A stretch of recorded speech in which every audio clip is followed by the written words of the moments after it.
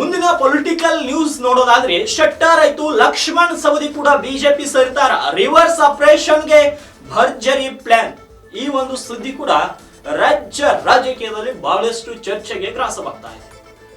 ಈಗಾಗಲೇ ಜಗದೀಶ್ ಶೆಟ್ಟರ್ ಅವರು ಬಿಜೆಪಿ ಸೇರಿದ ನಂತರ ಸಿದ್ದರಾಮಯ್ಯ ಮತ್ತು ಡಿ.ಕೆ. ಶಿವಕುಮಾರ್ ಮಾಧ್ಯಮದವರಿಗೆ ತಮ್ಮ ಪ್ರತಿಕ್ರಿಯೆಯನ್ನ ನೀಡಿದ್ದಾರೆ. ನಾವು ಅವರು ಬಿಜೆಪಿಗೆ ಹೋಗಲ್ಲ ಅಂದ್ಕೊಂಡಿದ್ದೀವಿ, ಹೋಗಿದ್ದಾರೆ ಅಂತ ಹೇಳಿದ್ದಾರೆ. ಆದ್ರೆ 2023ರ ವಿಧಾನಸಭಾ ಚುನಾವಣೆ ವೇಳೆ ಸಿಎಂ ಸಿದ್ದರಾಮಯ್ಯ, ಡಿಸಿಎಂ ಡಿ.ಕೆ. ಶಿವಕುಮಾರ್ ಅವರು ಜಗದೀಶ್ ಶೆಟ್ಟರ್ ಹಾಗೂ ಲಕ್ಷ್ಮಣ್ ಸವದಿಗೆ ಪಕ್ಷಕ್ಕೆ ಕರೆತಂದು ಬಿಗ್ ಶಾಕ್ ಅನ್ನ ಕೊಟ್ಟಿದ್ರು. ಅವರಿಗೆ ಇವಾಗ ಮತ್ತೊಂದು ಕರೆ ತಂದವರಿಗೆ ಇವಾಗ ಶಾಕ್ ಆಗಿದೆ. ಯಾಕಂದ್ರೆ ಜಗದೀಶ್ ಶೆಟ್ಟರ್ ಮತ್ತೆ ಬಿಜೆಪಿಗೆ ಹೋಗಿದ್ದಾರೆ. ಅವರ ಜೊತೆಯಲ್ಲಿ ಬಂದಂತಹ ಲಕ್ಷ್ಮಣ್ ಸವದಿ ಹೀಗೆ ಮುಂದುವರಿತಾರಾ ಅಥವಾ ಅವರು ಕೂಡ ಬಿಜೆಪಿ ಸೇರ್ತಾರಾ ಅನ್ನೋ ಒಂದು ಪ್ರಶ್ನೆ ಕಾಣಿಸ್ತಾ ಇದೆ. ಆದ್ರೆ ಲಕ್ಷ್ಮಣ್ ಸವದಿ ಬಹಳ ಸ್ಪಷ್ಟವಾಗಿ ಹೇಳ್ತಾ ಇದ್ದಾರೆ. ಅವರು ಚುನಾವಣಾ ಸಂದರ್ಭದಲ್ಲಿ ಕೂಡ ಹೇಳಿದ್ರು, ನನ್ನ ಹೆಣವನ್ನು ಕೂಡ ಬಿಜೆಪಿಯ ಕಚೇರಿ ಮುಂದೆ ಇಂದ ಹೋಗಬಾರದು ಅಂತ ಅವರು ಸ್ಪಷ್ಟವಾಗಿ ಹೇಳಿದ್ರು. ಇವಾಗ ಕೂಡ ಅವರು ತಮ್ಮ ಮಾತಿನ ಮೇಲೆ ನಿಂತುಕೊಂಡಿದ್ದಾರೆ. ಲಕ್ಷ್ಮಣ್ ಸವದಿ ಸ್ಪಷ್ಟವಾಗಿ ಹೇಳ್ತಾ ಇದ್ದಾರೆ, ನಾನು ಕಾಂಗ್ರೆಸ್ನ ಬಿಡುವುದಿಲ್ಲ ಅಂತ. ಹಾಗಾಗಿ ನೋಡ್ಬೇಕು ಲಕ್ಷ್ಮಣ್ ಸವದಿ ಬಿಡುವುದಿಲ್ಲ ಅಂತ ಕೆಲವೇ ದಿನಗಳಲ್ಲಿ ಗೊತ್ತಾಗಲಿದೆ. ಯಾಕಂದ್ರೆ ಇವಾಗ ಸದ್ಯ ಅವರು ಕೂಡ ಗೊಂದಲದಲ್ಲಿದ್ದಾರೆ, ಎಲ್ಲಿರಬೇಕು ಅಂತ.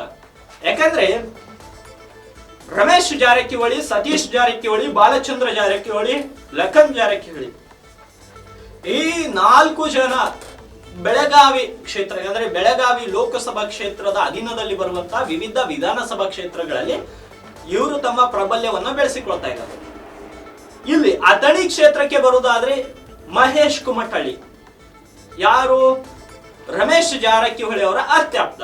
ಒಂದ್ ವೇಳೆ ಇವರು ಬಿಜೆಪಿ ಸೇರಿದ್ರೆ ಮತ್ತೆ ಮುಂದಿನ ಚುನಾವಣೆಯಲ್ಲಿಯೂ ಕೂಡ ರಮೇಶ್ ಜಾರಕಿಹೊಳಿ ತಮ್ಮ ಪ್ರಾಬಲ್ಯವನ್ನ ಬಳಸಿಕೊಂಡು ಲಕ್ಷ್ಮಣ್ ಸವದಿಗೆ ಟಿಕೆಟ್ ಕಟ್ ಮಾಡಿದ್ರೆ ಲಕ್ಷ್ಮಣ್ ಸವದಿಯ ಮುಂದಿನ ಭವಿಷ್ಯ ಏನಾಗುತ್ತೆ? ಹಾಗಾಗಿ ಲಕ್ಷ್ಮಣ್ ಸವದಿ ಕಾಂಗ್ರೆಸ್ ನಲ್ಲಿಯೇ ಮುಂದುವರೆದ್ರೆ ಬೆಟರ್. ಮುಂದಿನ ಸಲ ಆದ್ರೂ ಒಳ್ಳೆ ಅವಕಾಶಗಳು ಸಿಗ್ಬಹುದು. ಬಿಜೆಪಿಯಲ್ಲಿ ಡಿಸಿಎಂ ಆಗಿದ್ದೆ, ಇಲ್ಲೂ ಕೂಡ ಡಿಸಿಎಂ ಆಗ್ತೇನೆ ಅನ್ನೋ ಒಂದು ಭರವಸೆಯಲ್ಲಿ ಅವರು ಇದ್ದಾರೆ.